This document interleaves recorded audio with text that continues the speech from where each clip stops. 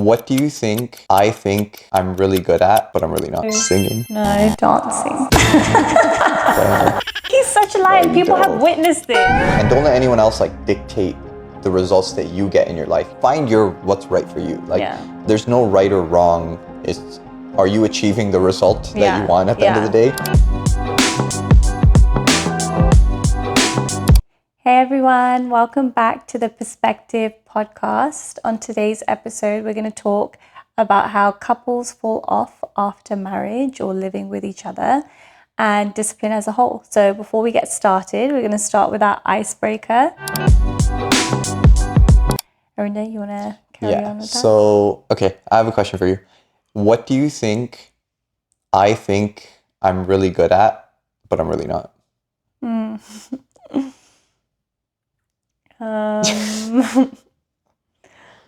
I'm gonna hurt my ego here. I don't know. Singing. No. I know I'm not good at singing. Dancing. Damn. All right. You guys can let me know how good of a dancer I am. What about you? Really? No, I'm kidding. You see, I his ego. I mean, I think I'm good. I'm not the greatest, but I'm good. I think when you start a new hobby or something, you're always like, yeah, I'm so good at this. Like, I don't understand why other people just can't catch on properly. And then I'm just sat there like, okay. But like, really, you're okay. You know? I feel like where I start is typically somewhat decent. Yeah, see, it doesn't even matter what he's saying. I'm just surprised that I'm like, I'm actually somewhat decent at this. With all things? Most things. Yeah. That just proves my point, guys. Okay, so for you... Yeah. I think it's sports.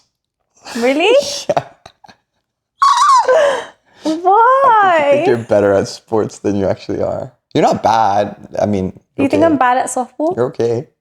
No, I think some days I'm bad. Okay, I have a bad day. But I think everyone has that. And then some days, remember last week? Yeah, you had one good day. No, what? No, I think you're okay. Like, you're not that bad. I'm okay. Yeah. I don't think I'm okay. Yeah, see, I think That's really you think you're better than you are. What sport are you really good at? Netball. Okay, what the hell is netball? Who knows what netball is outside of... Yeah, okay, whatever. I'm not going to explain it to you again. Yeah. So explain it to you so many I know what netball is. Okay, it's basically basketball, but you don't bounce the ball. You just pass through. And it's a female sport. Okay. But I'm good at netball. I'm good at softball. Okay, we're just going to keep going on and on about this. You think you're really good at... It's the fact that you've been like, no, you're okay. I think anything competitive. Anything competitive you think you're better at than you actually are. Because anything... you'll be playing what's that basketball thing with me. And sometimes you are pretty good. Okay, I beat him.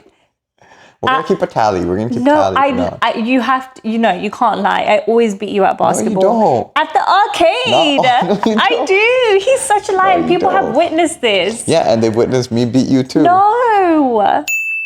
She's lying. When I bring my sister on this podcast, she will sit here and tell you. Your sister's never sitting on this podcast ever. Don't get her hopes up. That's so mean. Can you not actually think about what you're saying? What? I'm not okay. So Puneet, when you first moved down to Canada, how did you find your discipline and how did you adjust discipline moving into a new household, changing countries, or some people might be changing jobs, whatever it might be? Because I know you're very strict with your diet before. Obviously, I know how it went out, but how did you find it? Yeah, I think it was an adjustment for sure. There were a couple of things that we both struggled with when I first moved. It wasn't just me. I think you also struggled with a lot. Of course, the obvious reason of me adjusting is coming to a new country and adapting to the culture here, etc. But in terms of discipline, one thing that we both struggled with was routine. My routine is very different to your routine. I like to structure my days, I know what I'm doing every single day. I plan everything at night, the night before. Whereas you wake up and you're just like, what am I doing today? And what do I feel like I like to be doing? creative. So I think that was an adjustment. Even things like you going to, like your routine fell off, like you going to the gym. At the time, I wasn't working out, and you would want to work out in the evening, but I wanted to just relax and chill. I guess this topic is really good for people during COVID as well. Like some people, it's been 5 years and they still haven't caught back up on their routine because before COVID, they must have had a different routine. And then, so it's might be a good like sense of awareness for them. But yeah, because even for me, like those 6 months or so that I wasn't really going to a public gym, for me, it was like I was working out at a gym at night versus when you came down, it was like you didn't even have a gym membership. You would just work out at our gym. And then I was trying to fit in my workout somewhere there. But then at the same time, you're alone at home. So I'm like, what the hell is she doing? So, but also diet. Like, how did you find your diet change? Yeah, because before I came here, I was very strict with my routine and diet. So before going to work, I would like have a whole routine of what I wanted to do, like dry brushing and making sure I have my lemon water, my smoothie ready, and my lunch ready. Now, and then when I moved, it was the complete opposite. I didn't have a job, so I had no structure at all. And then, I mean, you found a job in about a month, so it wasn't too bad. yeah, but even then it was work from home. Yeah, so I would literally wake up like before work started. I didn't have to get ready. But I think adjusting to your diet was difficult. One thing was I just moved, so we would go out a lot and eat out. And that would stress me out because I never used to eat out when I was in London. So yeah, that was an adjustment. And before I moved, I was very, very underweight. I was at around like 113 pounds. Yeah. So my hormones were messed up. I was just in a stress state, even though I was eating healthy. Yeah. I think you're stressed about eating healthy, which is not healthy. Yeah. So then when I came here, we would eat out and be like, oh my gosh, we're eating out again. I wouldn't, but she would. Yeah. But you helped me with that actually, because you helped me understand how much protein I should be having, because I had no idea before, and my fats and my carbs, etc. And I just never would track any of that. I would just have like a bunch of vegetables and some chickpeas and whatever I was having. So I essentially just copied your meals. Whatever he had on his plate, I would copy that portion size, everything on there, and that's how that helped. I gained weight. We built more of a consistency that way. I guess another issues that you were having was like eating late, because like you weren't not used to that at all. Yeah, I would always eat at like 5, 6 o'clock my dinner, and after that I was done. Whereas you like eating at crazy times. Yeah. So, and then that threw off our sleep. We were sleeping at horrible times. I didn't notice it when I was like 20, but like now, for sure. Like if I eat within 30 minutes or an hour and a half of me sleeping, I'm like, and I still struggle with that because like my schedule typically is still very late. Coming home from work at like 8:30, and then what time do I go to bed? So it's like that's a bit of a challenge. Yeah. Now, how did you find being a homebody versus my, like, obviously couples, not both of them are going to be homebodies. Yeah. One of them's very out and about. One of them's, I'm a mix, right? I feel like now especially. Yeah. But how did you find that? Yeah, I like being at home all the time. A lot of the time. But especially at that time, I just wanted to spend time with you. So I just wanted to sit and be lazy and do nothing, because we didn't get to do that before. Whereas you hardly spent any time at home prior to me coming. You were just out and about 24/7 and would go home to shower and sleep. So I think it was more of an adjustment for you than anything, because you actually adjusted to me and stayed home more. So how did you find it? Yeah, I just found it hard. Because for me, like, I went from being in university before COVID, working, dancing, whatever I was doing, that I had a lot of extracurricular plus school plus the gym. So I was at the gym like 7 days a week, 2 hours, 2.5 hours every day. So it's just But how did it affect your mental? yeah, I think it was hard. I think I didn't realize it as much because I didn't, now that I've added these things back in and like I work out almost every day now, I was like, wow, like working out changes your life. Yeah. Like it's just like, you don't realize working out changes your life until because at that time I was working out I'd work out for a few months, 3 times a week, sometimes twice, sometimes 4. It was so inconsistent. And then it went to like maybe a month of not going to the gym. And then a couple months of not going to the gym. So it's just so inconsistent. Obviously, we're still moving our bodies because our work was related to the gym. But it's just like, so I don't know how people don't work out. No, like, and when we don't work out for like 2 weeks, I feel terrible. Yeah, I feel so horrible. And I just think, how was I not working out before coming here? Yeah. I think it affects your mental more than anything. Yeah. Because I used to say like working out is like meditation to you. Yeah. And you're like, no, it's not the same. And you remember saying that, right? Yeah. Yeah. And like, you see how it is? Yeah. But it's not. It's very different. Like meditation is meditation, but like just like the level of relaxation that, like, again, they're 2 different things and you should probably be doing both, but it's just, you feel relaxed and like clear from meditation, plus the spiritual benefits, plus all that. And then same thing for working out. Like you get this level of relaxation, this level of like, obviously some people, they feel accomplished, but your brain feels accomplished for sure. 100%. Even if you're not like patting yourself on the back, like. But it also helps with discipline. Like when I'm working out in my head, I'm like, oh, I can't do this. I'm like, no, you have to do this. You know, and you're pushing yourself during the workout. Especially like when you're like pushing hard, it's like you're doing something that's like past your level of challenge and effort that you can even put in, and then you're doing more. Same thing with dancing as well. Like I found like cardio is like crazy. It's a mental thing, right? Usually your mind gives up before, so working on that is like the biggest thing. Yeah, people don't put themselves in positions where they challenge their mind in many different ways.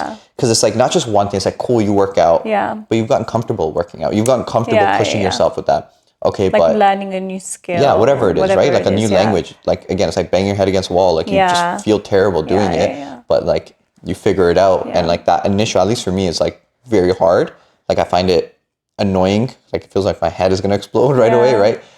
When I'm more of a mental challenge, I'm talking about like learning something new. But at the same time, like if you're just someone that does like if you just lift weights, why don't you like go try some intense cardio? Go intense.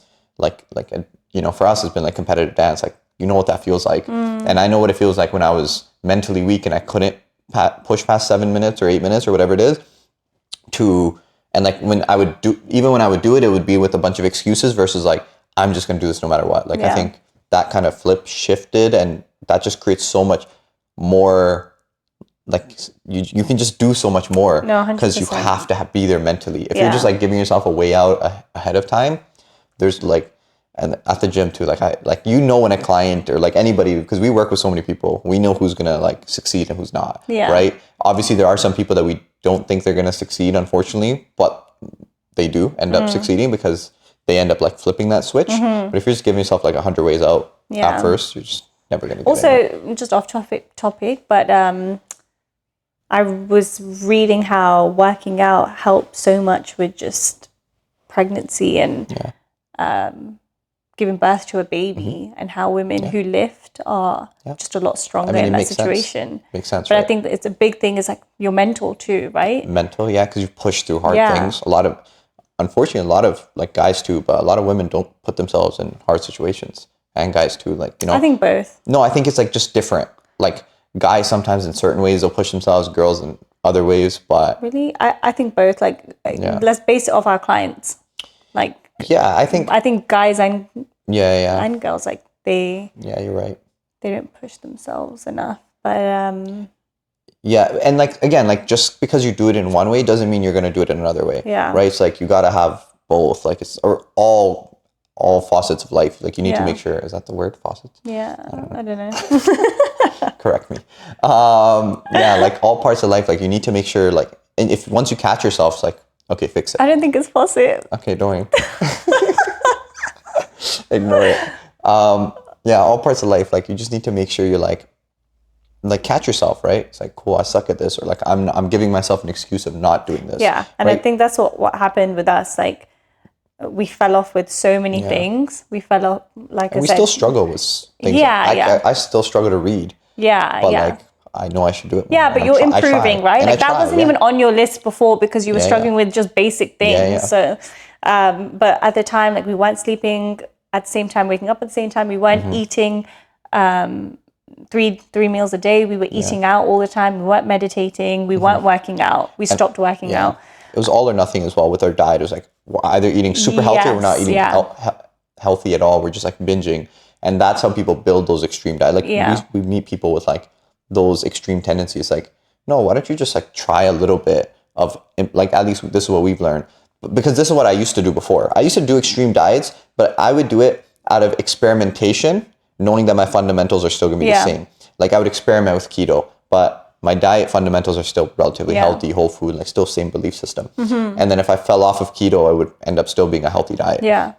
And then the next thing I try being vegan. I've tried being, whatever it is, like you try it, but that's not your main priority. That might be something later down the line once you've built your fundamentals and not out of extremism. Like you're not going to be like, oh. And it's the reason why you're doing it too. Like if you already have unhealthy habits and you're like, let me just go vegan for this amount of time and I'm going to lose this amount of weight. Like that's not healthy. Or even like health. It's like, oh yeah, I think I heard this online. It's like, test what works for your body. Yeah. Right? Because like not everything works for everyone's body, and test what works for your lifestyle and your mind. Yeah. Because sometimes you mentally are not prepared to do that. You need to, again, maybe start with changing your breakfast, then your lunch, and then your dinner, and then maybe your snack or whatever it is, right? But yeah, I think, sorry, go ahead. Yeah, and work with a professional. Like honestly, like outside of the fact that we own Perspectiv Fitness Studio and you want to, if you want a gym, you can come hire a personal trainer. Outside of the fact of that, like hiring a professional is a good thing. I think so many people don't realize the power in doing that. We still do it. I still do it. I literally the other day just bought a fitness course from some other girl that I've seen online because I want to try something new and I've been stuck in a routine and she has this new type of training that I've just never done before.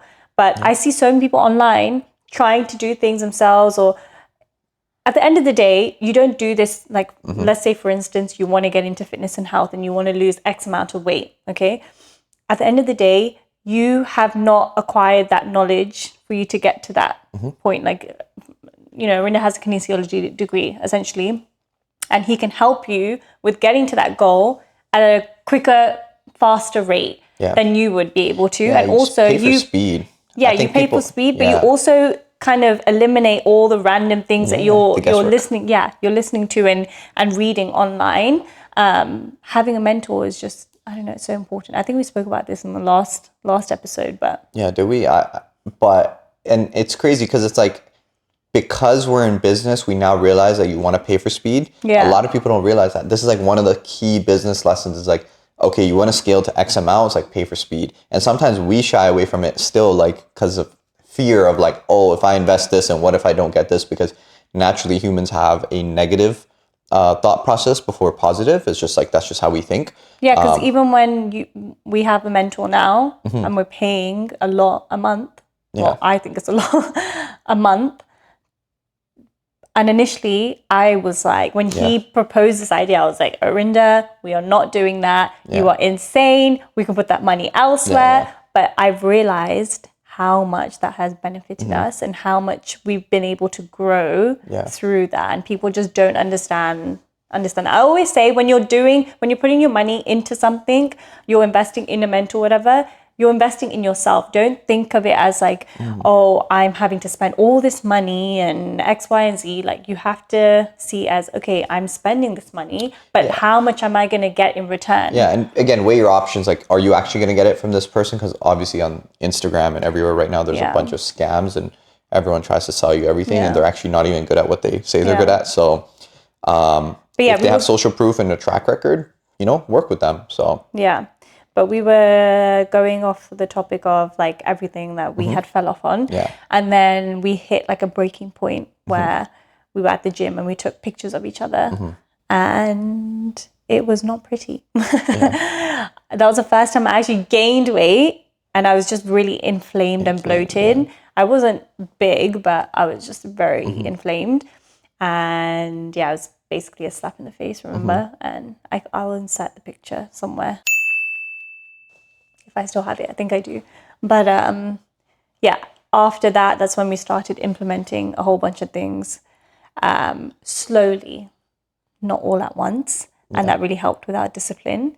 So we'll go through a couple of those and some things that couples can do together to help with their discipline. One thing being yo-yo dieting. So just like we were going off before, sticking to your basic fundamentals. So drinking enough water, making sure you're doing you're working out 3 times a week, making sure you're having whole foods or not eating out every other day, like very simple things rather than going straight to fad diets. And keep in mind, like those numbers are just, again, that's like almost everyone can do, right?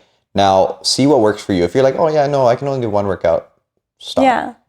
No, stop. Why? Stop. That's nonsense. You can do more than 1 workout. That's nonsense. I think you already giving yourself a reason. If someone comes to the gym and says, "Hey, I can only do 1 workout," Okay, do not give me your money. No, get out of I here. don't agree with that because I know. So you tell me at home you can't work out 30 minutes?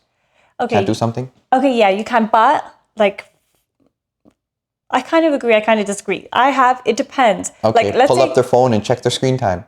Let's tell me say it's not 5 hours a week wasted. More, way more. It's almost 5 hours a day. Okay, just listen. Yeah. Let's say someone has like a lot of things going on in their life, okay, that are really hard to deal with mentally. And then, because I've met people like this, and then on top of that, they're working night shifts, and then and then they have a daytime job. Just think about that, just to survive. At that point, you're mentally drained, you're physically drained. Maybe 1 time a week, that's enough, right? Yeah, like there's the rare cases. There's very rare cases. Yeah. The reason I say that is a lot of, like, I talk to people who I break down their schedule in a consultation. It's like, oh yeah, like I can only do 1 a week. And I'm like, what about all this other free time you have? I get it. You have to drop your kids here. You have to do this, this, and this, whatever. Most people can commit to more than 1 and it might not be at a gym. It might be by yourself. It might be a walk. It's like, and someone like that, maybe health is not their main priority. Like someone that has, all that going on in their life. Maybe because obviously in the world you need to financially like be okay, right? Yeah. That's unfortunately the world that we live in right now, where it's like finances are number one. Doesn't mean you need to be rich. If you're letting go of your health just because you'll save an extra 20,000 a year, and you're already doing okay, like you need to probably, again, weigh your options, right? Yeah. But health should be the number one priority. But if you're struggling to even put food on the table, then that's a different story. Yeah. That's the only time where I would say health might not be your number one priority. Yeah. Even though it still is, like that's all that life is dependent on. Yo-yoing diets. Yeah, no yo-yo diets. Like just find a diet that works for you. Find the number of workouts that work for you. For some it's 3, 4, 5, whatever it is that is consistent and you'll actually stick with. If you have a background of like doing 4 workouts a week or 5 workouts a week and only doing it for 3 weeks and then falling off and then trying it again and falling off, that's probably not for you. Yeah. So know your number, right? I guess another one is like comfort and like how like growing up, you're forced to do things. Yeah, I think we were talking about this the other day, how when you're younger, you aren't making the decisions for yourself. You aren't making any decisions. To put yourself in uncomfortable situations. But just in general, like in terms of life, like you're told to go to school, you're told to do this sport, you're told to learn this language. So it's external discipline. Yes. Yeah. So you're having to put yourself in uncomfortable situations. Whereas when you get older and you have more freedom, naturally a lot of people just fall into that comfort zone. Yeah. But just having more discipline when it comes to that, because life is meant to be hard. It's not meant to be easy. That's the only way you're going to grow, right? I think, intentionally doing hard things, at least one hard thing every day. Yeah. I think that's like a baseline rule. Yeah. Like cold showers, all these things, none of them really are that important for your health. But if you want to challenge yourself, do one little thing to just build that willpower. Sit in front of that computer and work for 15 minutes. Read that book. Yeah. Work out. Wake up earlier if you need to get some steps in. Something. And if you're someone that, you only lift weights, don't lift weights today. Go for a run, right? Do something different. That changes everything. I think getting out of the comfort zones, like I think you fall into comfort zones a lot more than I do too, but in my own ways. No, I think like for you, it's like socially. Me, it's not socially. What do you mean? Like falling into comfort zones. I feel like you sometimes struggle social settings a little bit. No? No, I don't I feel like at first you did. Yeah, now I don't think I do. Now you're good. But for me, I think it's more mentally, like not with like physically, but it's more like sit down and work, sit down and read, sit down, like my brain, like monkey brain, like that's where I struggle. Yeah. And I think also with comfort zones, not allowing your partner to fall into their comfort zone and like validating their laziness. Sometimes they need someone to tell them like, hey, no, you committed to this. Like, go to the gym. In a nice way, like learn your communication within your relationship. And if you're single as well, it's like, you know, whatever, like, no, this doesn't relate to if you're single, sorry. But I think like, also like your partner is your comfort space as well. So understanding like, is it safe zone? Is it not safe? You know, like, because you guys sitting down and relaxing, watching a movie, great, right? But are you doing that every single day? Are you using that as a comfort escape from your life and then not going ahead and like going for the workout or going and doing that extra little bit? But one thing that can help with that is, which goes on to the next point, is having a routine that aligns with each other. Because then, you know, if you're working out at the same time, if someone's not feeling up for it, then you can, you know, help with that, right? And you can help motivate that person. So I find that having a routine that aligns does help. That doesn't mean you have to do the same thing. There was at a time where we both, Arinda was going to MMA, I was going to Pilates, but it was at the same time.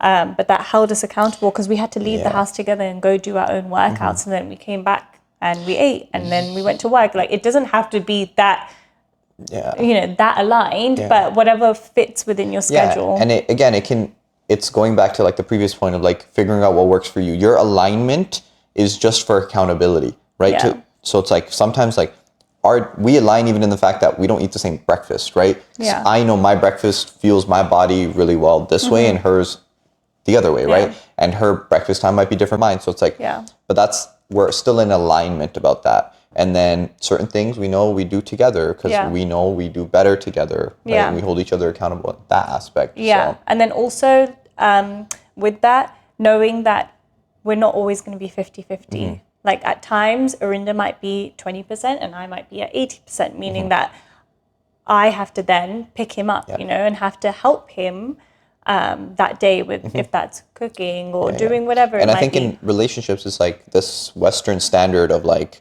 everything is 50-50 in the kitchen is 50-50 cleaning is 50-50. It all depends, right? It really does. Like when we go back to more of, you know, our Eastern traditions, like women do this, men do that. Cool. Does that work for you? Great. If not, maybe I help out a little bit more here. You help out a little bit more here, right? For example, we work together. Most times, you know, like in Eastern traditions, more looked down upon. But with us, it's like that works amazing for our life, right? She does certain things in the kitchen. I do certain things. You know what I mean? It's just like we just know that like our routines align, and certain parts she does 90% of the work and I do 10%. And certain parts I do 90, she does 10, right? Yeah, like for example, I would say and I'm okay with this as long as he does his little things that he's doing, but I do most of the cooking and cleaning. But she doesn't let me cook. That's what it is. No, I do. But if I need something done, for example, right now, my PR thing is my work permit and everything is all a mess. I can just go up to him and be like, hey, can you sort this out for me? I handle anything that he will, related you know, to like, so even like shoveling the snow and stuff, he knows I'm not going to do that. Taking the bins out, he does it most of the time. Except the first time she came, I was like, here, come experience Canada with me, and I give her a shovel. Yeah. It's like one of her first experiences After that, I in was Canada. like, I'm not doing that again, no way.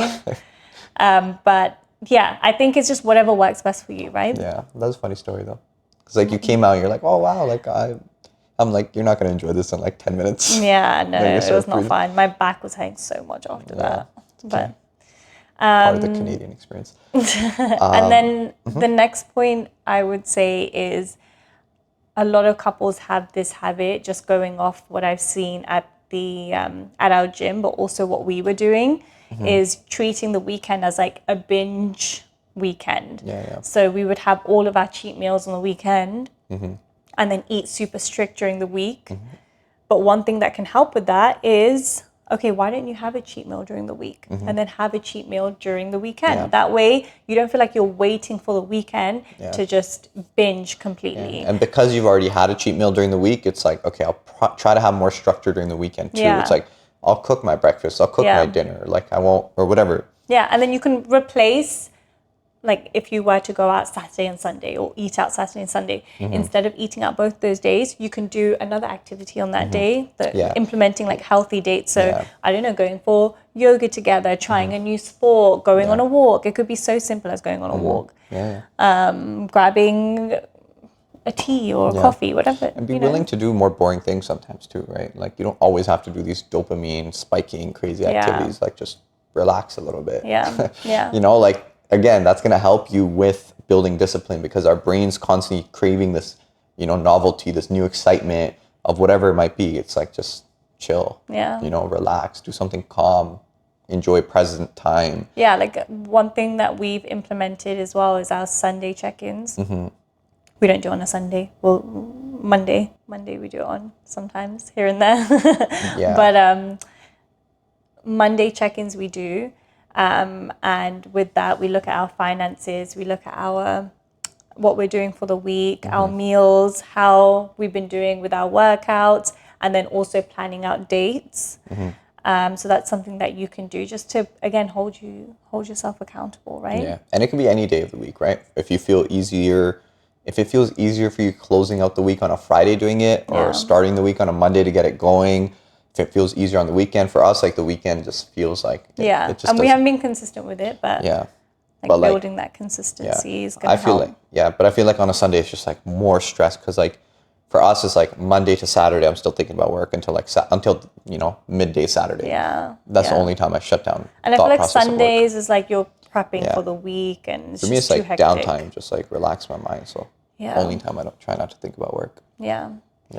And then any other points? I think like other thing is like don't be afraid of being called out. Like I think this is for anything, whether it's making content or starting a business or whatever it is, you're going to be told that you're a bit different. And that's perfectly fine. In this case, like with nutrition, you might be told that you're too strict or you're trying hard, and that's perfectly fine, right? It's like know which events or which times you're going to enjoy with family and which ones are not that the end of the world. If you're going to a random wedding, that's not that, you know what I mean? Like if it's your best friends or your closest family's birthday and you want to have a little bit of cake, that's fine.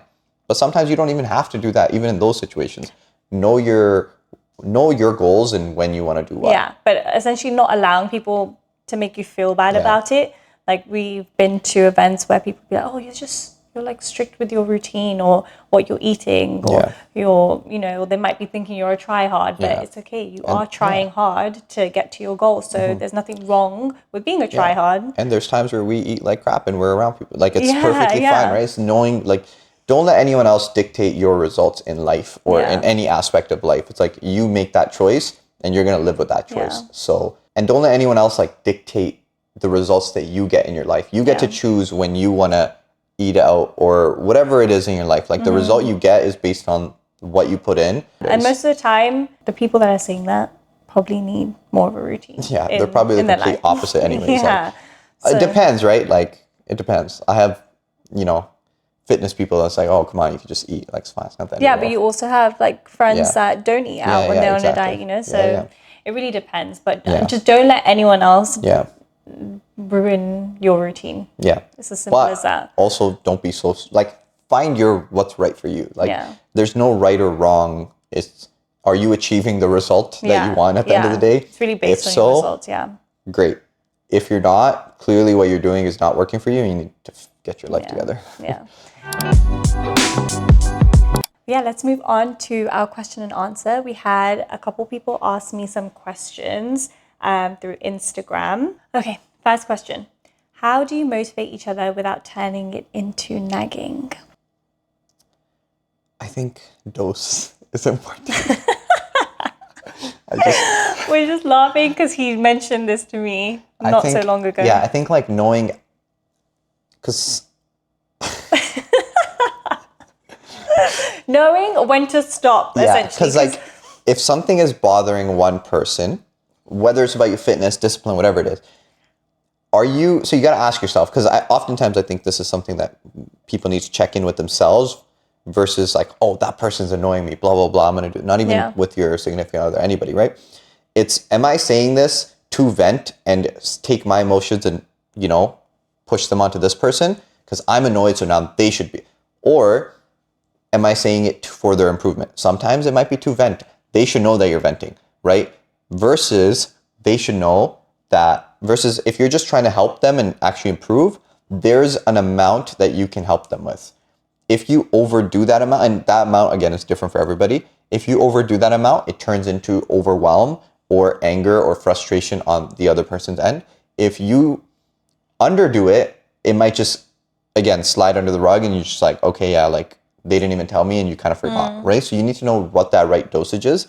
And then with dosage, you need to know how to say it to your partner, right? Yeah, because some people do well with you just saying it like very hard and being like, this is like, you're doing this, this, and this needs to change. And some people, thrive off that, but some people don't. Some people need you to... You need to sit down. Like, and say it nicely and like tell them what they're doing well with already and what they can improve on. Which again is like more that business, like if you work in any company, it's like, oh yeah, you're doing this well, but this, and this. In terms of when you're talking to employees. So anybody, right? Like, like in clients, in a workspace, Yeah. Most people respond very well to that.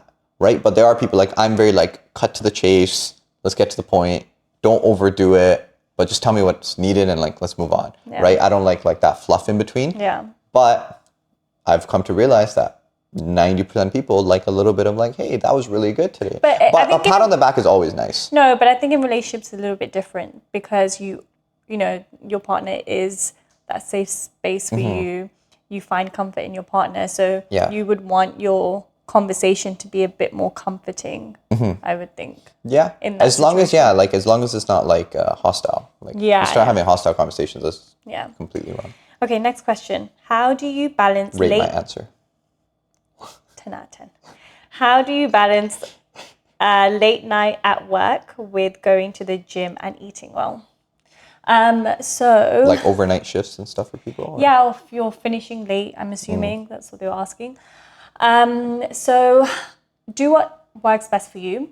I have clients that come in to the gym and they're like, oh, I heard that it's good to work out in the morning, but I only have my evenings free. What do I do? Is this going to mess my schedule up and my hormones and blah, blah, blah. And I always try to tell them, look, don't stress about it. It's not the end of the world. You moving your body is better than you not moving your body. So work out in the evening. It's okay. So I think that's one way of adjusting, is just making sure it fits with your schedule, because everyone's schedule is going to be different. Yeah, and again, it comes back to like stress, right? If you start stressing about stress, that's like the worst thing you can possibly do. Obviously, there's optimization, but before optimization, there's just a certain amount of effort that you need to put in. Yeah. So once you put in X amount of effort, you get a result, and then you're like, cool, I've been doing this for 2 months and I feel terrible. It's like, probably not a good time for you to work out then. But you can, again, always adjust the dosage, reduce how much you're working out, right? Reduce the intensity. There's so many, again, if you're doing it yourself, you might not be as aware, right? Like working with somebody is like, sometimes we just tell people the most obvious things and it's just like, for them, it wasn't obvious, right? Yeah. In terms of late nights as well with eating, the best thing you can do is just prepping your meals. Yeah. Regardless of your schedule, you will have a day off where you can do at least an hour, 45 minutes of prepping. That doesn't mean everything needs to be in boxes. That could just be that your vegetables are cut up, your meat is marinated, you have some beans ready, you have some sort of carbs ready, so that when you are ready to plate your food, it takes 10, 15 minutes for you to cook it in the air fryer, and then it's ready to plate. That's what me and Narinda do, and it makes our lives a lot easier. It avoids you coming home and then having to prep and cook, because that will take you a good hour. Yeah, and maybe like, again, if you have to eat late, you might want to have your heavier meals earlier in the day and then just a light, ideally just protein, right? Just protein, because it doesn't affect your sleep quality as much. Yeah. So that was the end of episode 2 of our podcast. We hope you enjoyed it as much as we did, and we'll see you guys next Monday.